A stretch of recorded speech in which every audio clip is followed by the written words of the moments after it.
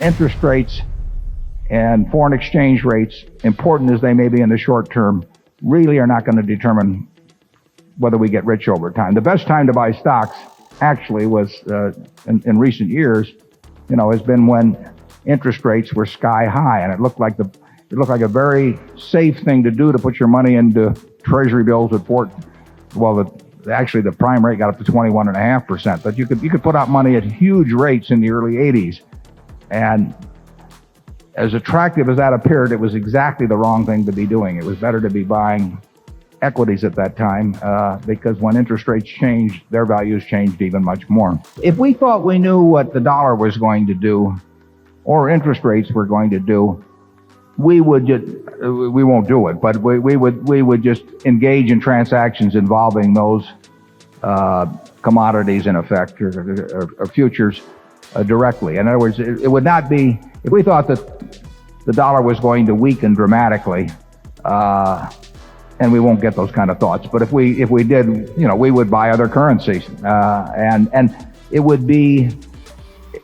might benefit Coke in dollar terms if that happened, but it would be so much more efficient directly to pursue a currency play or an interest rate play than an indirect way through companies that have big international exposure. We would probably do it directly. We don't really think much about that because just take currency. If you look at what the yen has traded at, over the last, since World War II, from, 360 down to, 70 some, Charlie, went at the low, and back up to 140 some, and now, 105 or wherever it may be.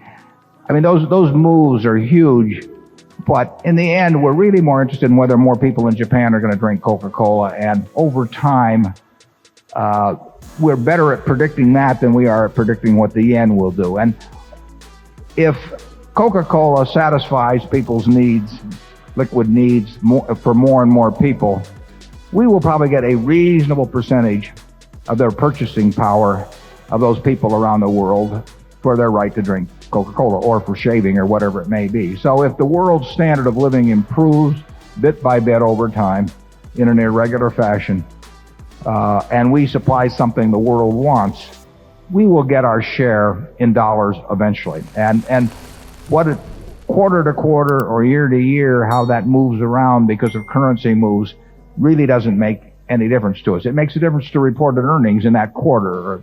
But in terms of where Coca-Cola is going to be 10 or 20 years from now, it would be a big mistake, I think, to focus on currency moves as opposed to focusing on the product itself. And Japan offers a good example of that because you had this, you really had a move from 360 or whatever it was to the high 70s or thereabouts. That is an incredible move in currency, and it can overshadow in the short run even what's happening in the business.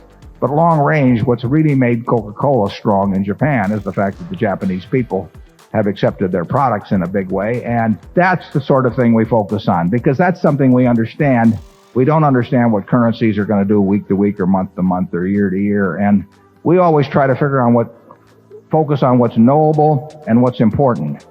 Now, currency might be important, but we don't think it's knowable. Other things are unimportant but knowable. But what really counts is what's knowable and important. And what's knowable and important about Coca-Cola is the fact that more and more people are going to consume soft drinks around the world and have been doing so year after year after year, and that Coca-Cola is going to gain share, and that the product is extraordinarily inexpensive relative to the pleasure it brings to people. Coca-Cola in the 30s, when I was a kid, I bought 6 for a quarter and sold them for a nickel each. That was a 6.5 ounce bottle for a nickel at Coke. And you can buy a 12 ounce can now if you pick a supermarket sale for not much more than twice per ounce what it was selling for in the 30s. You won't find many products where that kind of a value proposition has developed over the years.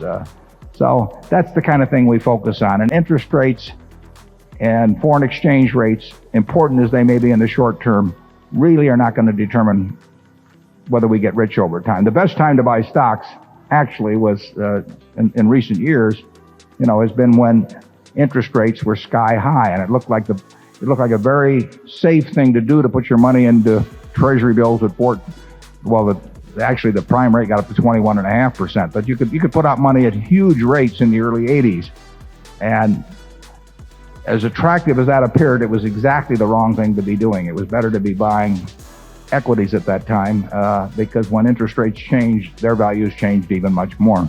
Charlie? Yeah, we have a willful agnosticism on all kinds of things, and that makes us concentrate on certain other things.